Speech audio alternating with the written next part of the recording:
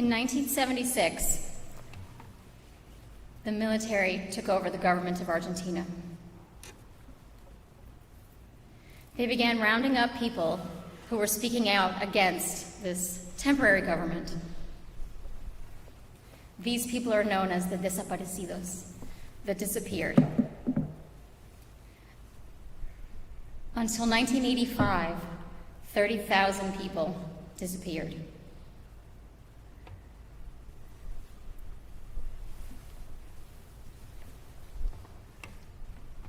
There were over 300 secret prisons in Buenos Aires housing these people. And over the course of their incarceration, many of them were tortured, raped, shot by firing squad, thrown out of helicopters or airplanes into the oceans and seas. Very few people survived, and the bodies of some of those that didn't are still missing.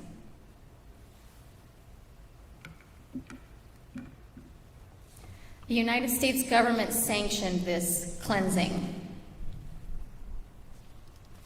Secretary of State Henry Kissinger helped the temporary government not only get funds through American banks and loans, he also praised the leader, Jorge Videla, for swiftly knocking out the competition. We know that the American government intervenes many times in coup attempts, but this time the United States government went too far, because the people that they should have been protecting were the people that they were not protecting.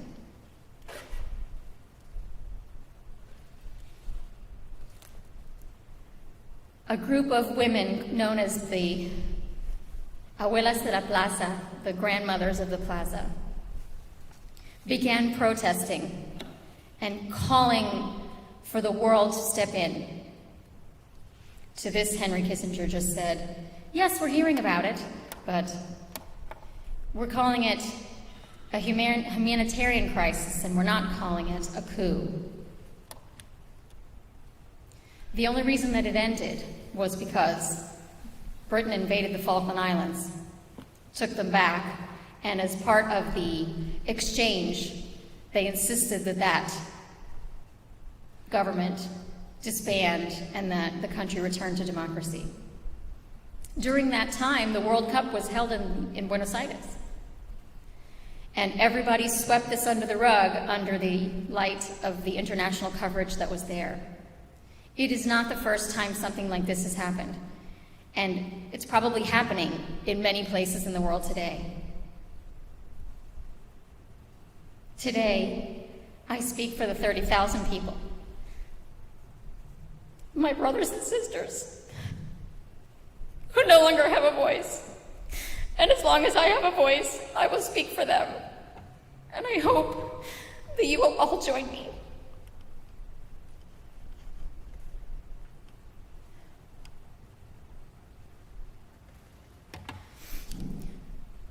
Four years ago, I conceived the idea of this piece. It had a different name when we started, but I always wanted the piece to be written by Shawn Crouch. I met Shawn just after my first son was born, and I had just come back from living in Washington, D.C.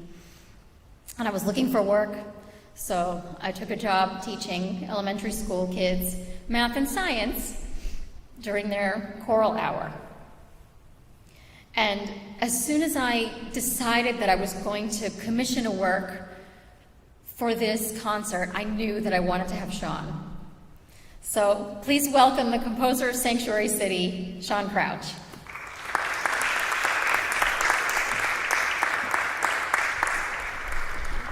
Hello everyone, I'm just going to talk loudly here. Thank you so much for coming out this afternoon. This is a project that is very different than many of the music that I've written. I write for a lot of different stuff. I write for choir and orchestra and chamber music, but this is a little change to what I might normally do. When Myrna first asked for a piece that would be based on immigration and refugees, We threw a bunch of different ideas around. I finally said, well, why don't you tell your story? Literally. So what she did was put together a series of texts that she wrote that tells her life, and I set this to music in a way that is a narrative. So what you're going to hear in this piece is not only the ensemble, which is very much built on layers, much like we are in America, built on layers. But you're also going to hear them speaking text throughout it. So even though it's Myrna's story, the collective ensemble all shares in this narration. There's also another part to this, which is a solo flute part. And you're going to hear Jennifer Grimm, my colleague at the University of Miami, who's our guest artist here today. She represents the immigrant coming in and taking place in society and becoming part of the framework and the tapestry of America. So you're going to hear her start her solo at the very back and then slowly move closer and closer throughout the 20-minute work until she joins the ensemble as she's joined society here in America. So I want to thank the South Florida Chamber Ensemble for commissioning this work. Thank you, Myrna, for your wonderful words, and I hope you enjoy the premiere of this. Thank you so much.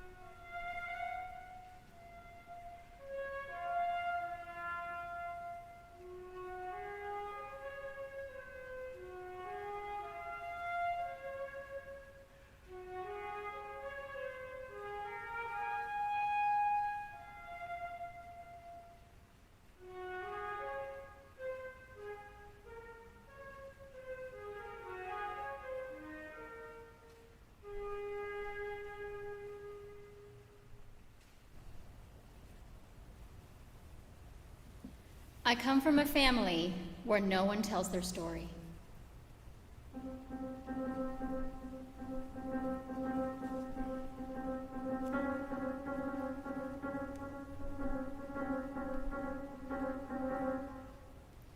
This is my story.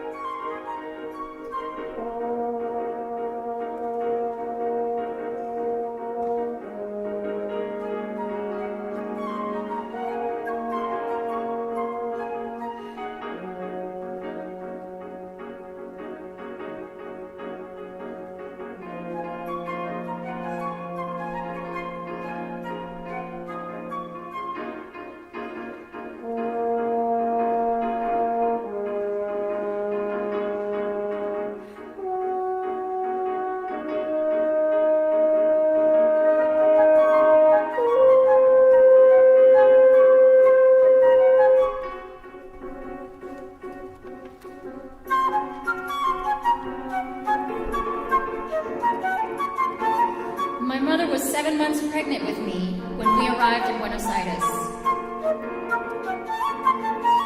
It was the day after President Perón died. The country was plunged into a horrible civil war, and my father, in his foresight, went immediately to the embassy to request a new visa for travel.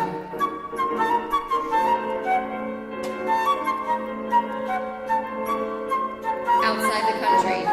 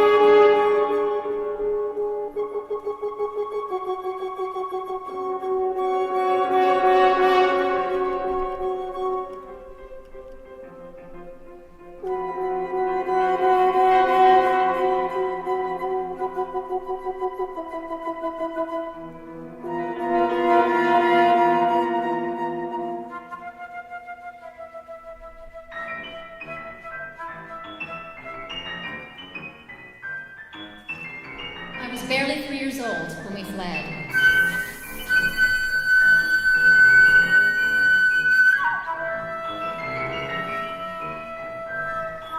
We began packing our things to move to Lyon, France.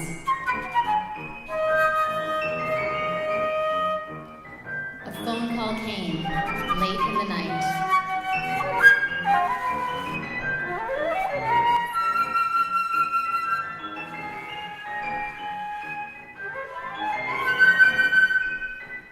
your family and get out now.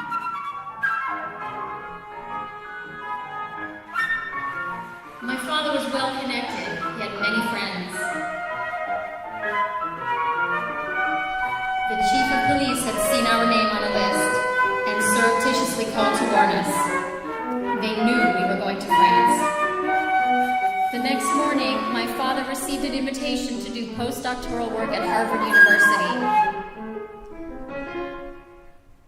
We changed our tickets and left that afternoon for America.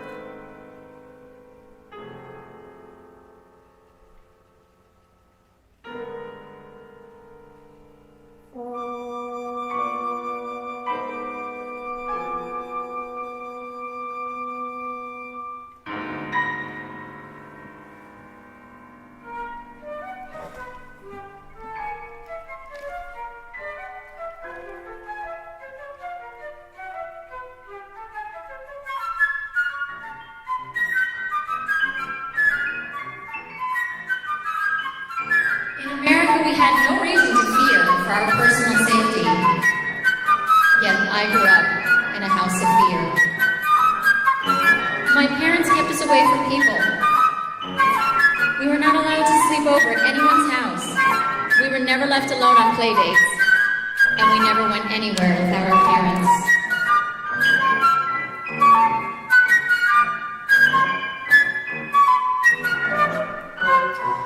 I fought to go away to summer camp when I was 16. And when I talked about leaving for college, there was a family intervention. My friends called me Turtle because I lived hidden in my shell. grew up painfully shy. I grew up trying to hide the fact that I was South American, that I was Jewish. We were told to blend in. I became invisible.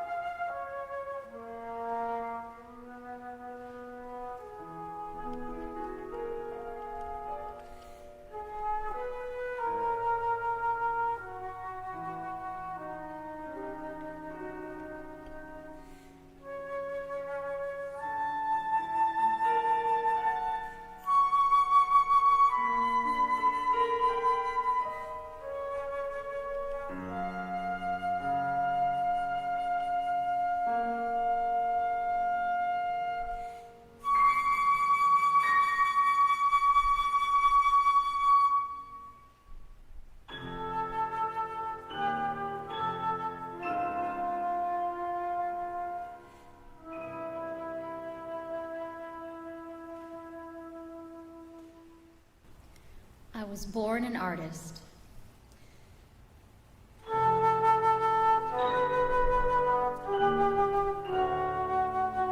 From the moment I could read, I began to write poems, songs, stories, and novels.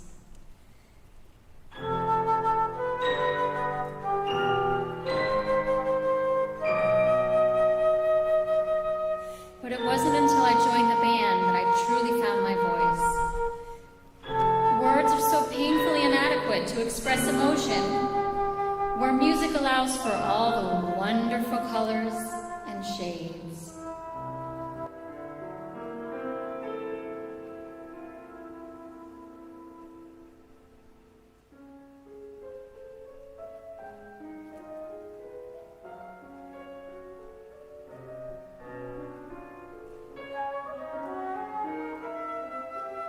My parents never spoke about our family.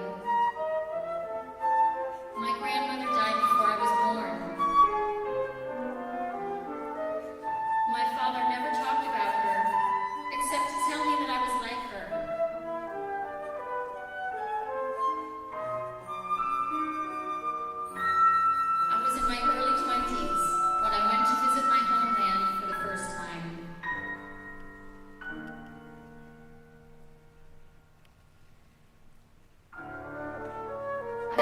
my grandmother was one of the first female lawyers in Argentina, a strong woman. I learned that my grandfather was a successful businessman and philanthropist. I learned I had a great aunt who was a famous opera singer.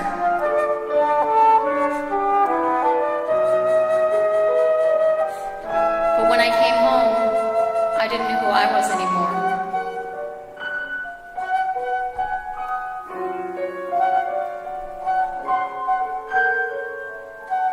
I did the only thing I could do.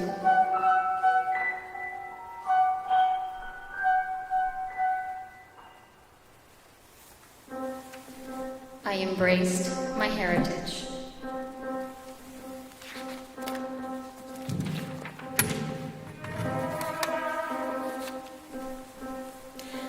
I learned to dance the tango.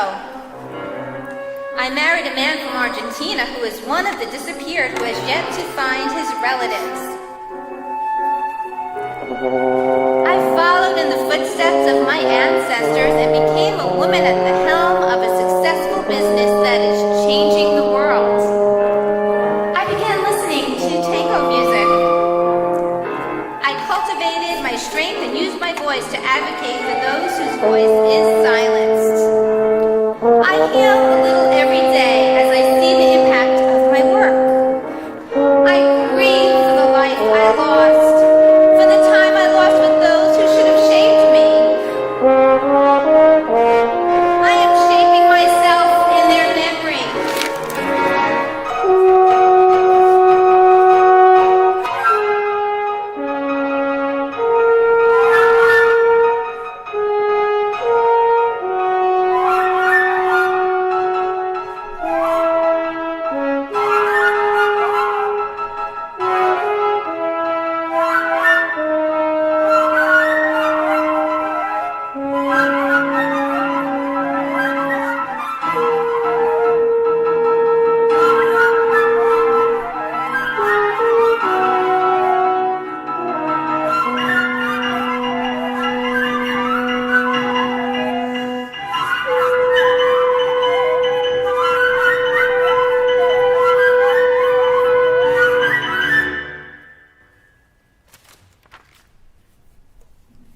Like a phoenix, I rise from the ashes as the strongest version of myself.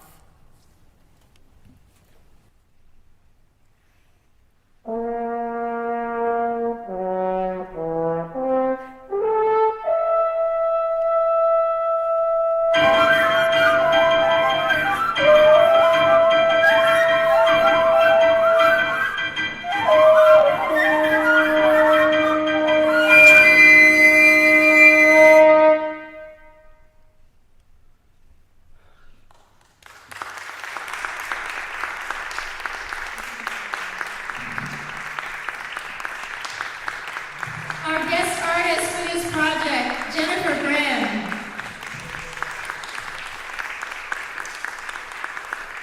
On the flute and the alto flute, Marie Schwartz.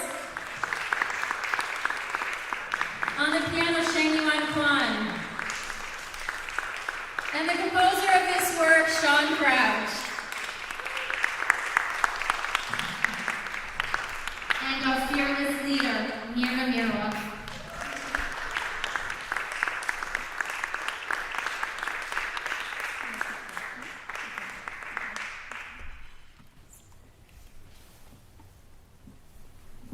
President Obama was the first U.S. president to recognize what the U.S.'s role had been in the dirty war, La Guerra Sucia, in Argentina. And there he is, featured with outgoing President Mauricio Macri, throwing roses into the ocean where thousands of people were thrown to their death. Nunca más, never again.